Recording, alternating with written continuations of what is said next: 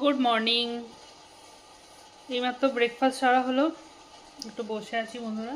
এই যে সোফাতে কাজ পড়ে আছে অনেক, মেন কাজ হয়ে গেছে।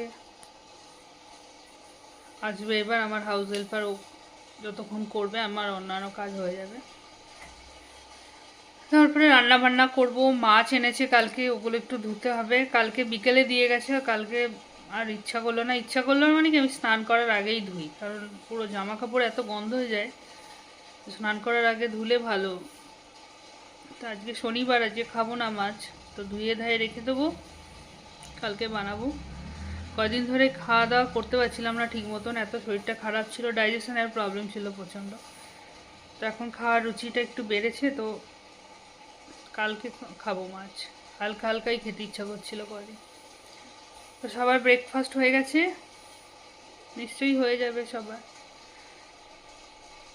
দেখো রোদ রোদ বাইরে প্রচণ্ড, জামা কাপড়গুলো পরা আছে, গোছাতে হবে।